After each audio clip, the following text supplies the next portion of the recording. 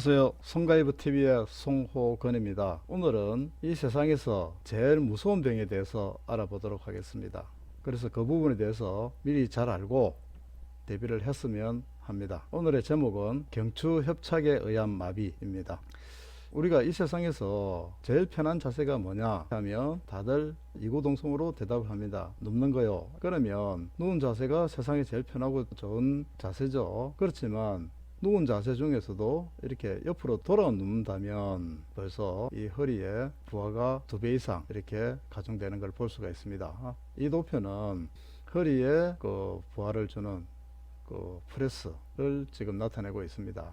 그리고 누운 자세 다음에 제일 편한 자세가 뭐냐고 물으면 대부분 사람들은 앉는 자세라고 이야기를 합니다. 그렇지만 그 앉는 자세보다는 서 있는 자세가 허리에 부하를 덜 주는 자세가 되겠습니다. 그리고 서 있다 하더라도 허리를 좀 더 숙인 거나 또 물건을 드는 거라든지 이런 행동을 했을 때 더 부하가 가중되는 걸 볼 수가 있고요. 앉는 자세, 앉아 있더라도 꼿꼿하게 바로 앉아 있는 거하고 이렇게 앞으로 고개를 숙이는 자세하고 이 차이가 많이 나겠죠. 그래서 누운 자세, 다음에는 서 있는 자세, 그 다음에 앉아 있는 자세가 의외로 우리 허리에 부하를 많이 주고 있다는 것을 이 도표로서 알 수가 있습니다. 그리고 지금 이 동영상을 시청하시는 여러 선생님들께서는 그 본인의 자세가 어느 정도인지 아마 영도로 하고 계시는 분은 뭐 간혹 한 분 계실지 모르겠지만 거의 없다고 보고요. 대부분의 자세들이 이 몇 도쯤 되겠습니까 하고 손들어 보라고 하면 보통 30도에서 45도가 분포가 많습니다. 어떤 분은 뭐 60도라고 티스까지 하시는데 그래서 일반적으로 봤을 때 5도에서 45도 정도 되겠습니다. 그러면 이게 밑에 있는 게 이제 목에 부하를 주고 있는 그 프레스죠. 이게 18kg, 22kg이 머리에 얹혀 있는 것 같은 그런 부분을 되겠습니다. 그리고 고개를 이렇게 숙이고 있다는 거는 여러분 운동을 하셔서 잘 아시겠지만 운동을 하면 어떻게 됩니까? 뼈도 튼튼해지고 뼈도 자랍니다. 그리고 근육도 튼튼해지고 근육이 튼튼해진다는 거는 우리가 알통이 나오고 하는 거는 근육이 두꺼워지는 거예요. 그래서 요 목 근육도 두꺼워집니다. 그리고 뼈도 자꾸 이렇게 움직이고 하다 보니까 굵어집니다. 그래서 경추가 문제가 되는데 그 부분은 뒤에서 설명을 드리기로 하고요.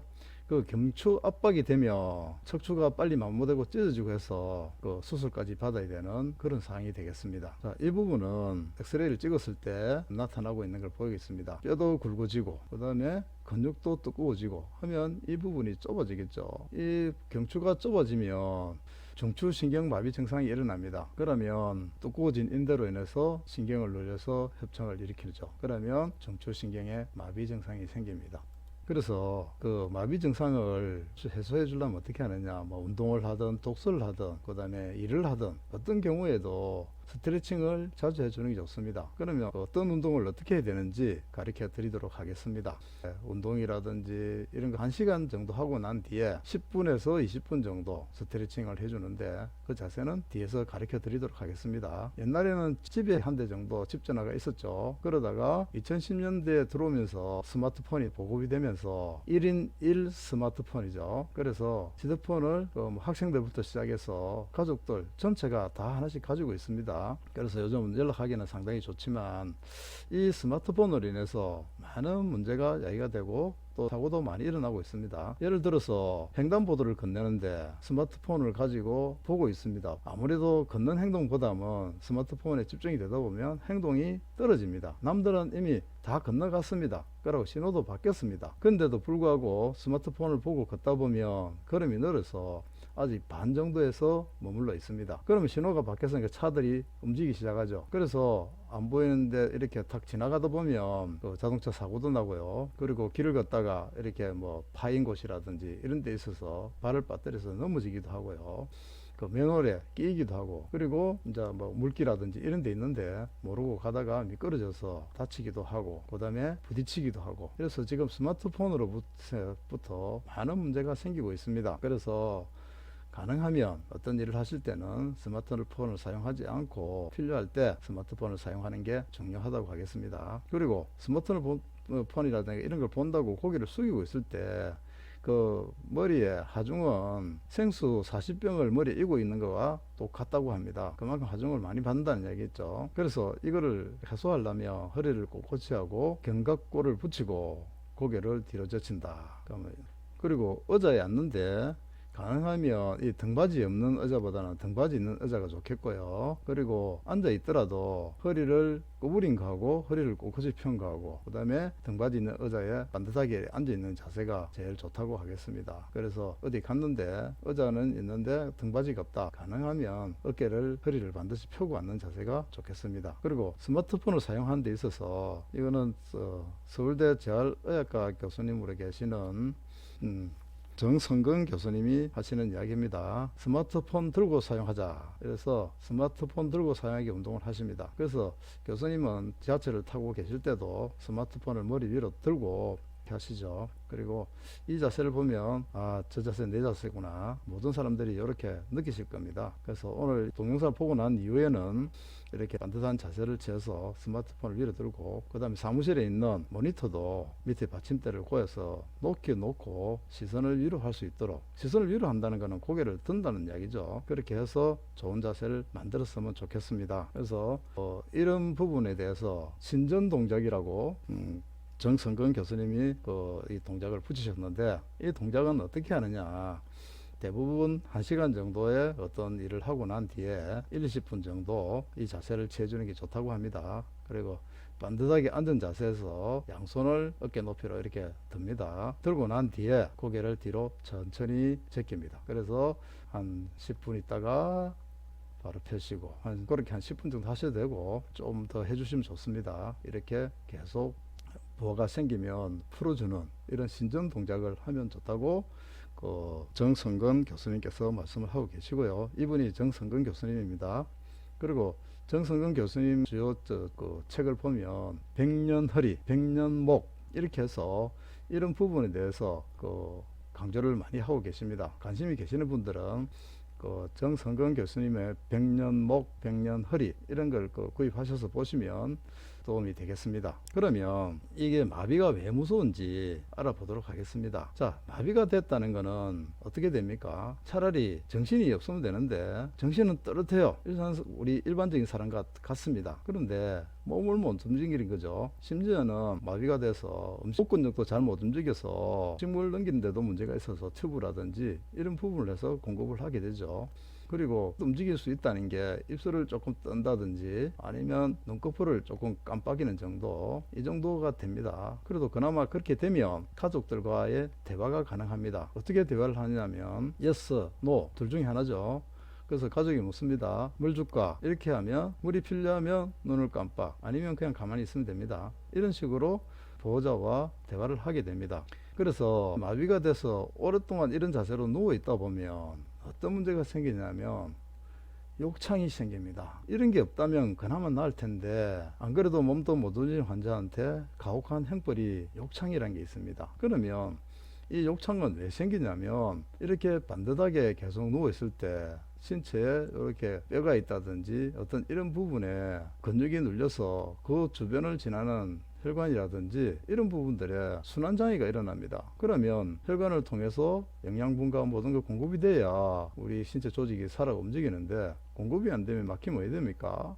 피부 조직이 손상이 되고 또 그러다 보면 괴사가 일어나죠. 시간이 오래되면. 그래서 문제가 생기는 거죠. 그러면 욕창은 얼마만큼 이렇게 가만히 누워 있을 때 생기는지 물어보면 대부분 선생님들이 24시간 36시간 이렇게 합니다. 그러면 제가 아이고 감사합니다 이렇게 대답을 합니다. 그렇게 했으면 얼마나 좋겠습니까? 그렇지만 이 욕창은 이렇게 반듯하게 가만히 누워서 마비된 환자가 2시간이 되면 욕창이 생기기 시작합니다. 그 욕창은 1기부터 4기까지가 있는데 그 뒷부분에서 설명을 드리도록 하고요. 그러면 의문이 드실 겁니다. 나는 하루 종일 앉아서 일하고 있는데 욕창이 안 걸리는데, 이렇게 말씀하실 수도 있습니다. 그거는 지금 이 부분은 마비 환자니까 근육도 움직이지 못하고 모든 게 못 움직이는 상태가 되기 때문에 하중이 그대로 눌립니다. 눌려서 지나가는 혈관도 막고 모든 걸 막아버려서 이렇게 문제가 생기는 거고요. 일반적으로 우리 사람은 하루 종일 그냥 가만 앉아 있다고 이렇게 생각하시지만 우리 몸 근육이 다 움직입니다. 엉덩이도 움직이고요. 그래서 그 주변에 지나는 그 혈관들이 정상적으로 다 작동을 합니다. 그래서 욕창이 안 생기는 거지. 그렇지 않고 가만히 있으면 전체적인 하중이 이렇게 몸으로 눌려서 가는 모든 계통을 막아버려요. 그래서 그 순환장애가 일어나서 이 피부들이 손상을 입게 되고 또 심하게 되면 괴사를 일으킵니다. 자, 욕창 발생 위험 인자를 보면 지각이 있는지 없는지 거의 없다고 했죠. 마비가 되면 거의 없다고 했습니다. 그 다음에 습기, 항상 축축한 상태인지 아닌지, 그 다음에 활동성, 활동성은 누워 있는지 앉아 있는지, 이 마비됐으면 활동성이 거의 없죠. 그러면 계속 누워 있는 자세가 되겠습니다. 그리고 그 가동성, 이것도 마찬가지예요. 마비돼서 못 움직이니까 보호자가 붙여서 2시간마다 계속 돌려줘야 되겠죠. 그리고 이제 영양상태가 뭐 최대한 튜브라든지 이렇게 영양식을 하게 되면 조금 나아지겠지만 그래도 잘 넘기지 못하고 이러다 보니까 애로사항이 많습니다. 그 다음에 마찰과 밀리는 현상도 없애야 되겠고요. 그러면 그 마비 환자가 2시간 동안 가만히 누워 있으면 욕창이 생기기 시작하는데 이렇게 욕창이 생깁니다. 이렇게 생기기 시작하는데 그러면 보호자는 어떻게 해야 되느냐? 이 2시간 되기 전에 알람이라든지 이런 걸 맞춰서 전신 마사지를 해서 혈이 순환이 잘 되도록 해주고 자세를 계속 돌려서 일정 부위에 이렇게 순환 장애가 생긴 부분이 없도록 이렇게 만들어 줘야 됩니다. 그래서 이 부분이 무서운 거예요. 그러면 보호자가 24시간 케어를 해야 됩니다. 24시간 케어를 해야 되는데 그래도 보호자는 또 이제 돈을 벌고 사회 경제 활동을 해야 되니까 뭘 쓰게 됩니까? 간병인을 쓰게 되겠죠. 그럼 간병인은 요즘 한 12만 원 정도 합니다. 우리가 간병인을 써보신 분이 아시겠지만 그렇지 않은 분 잘 모르십니다.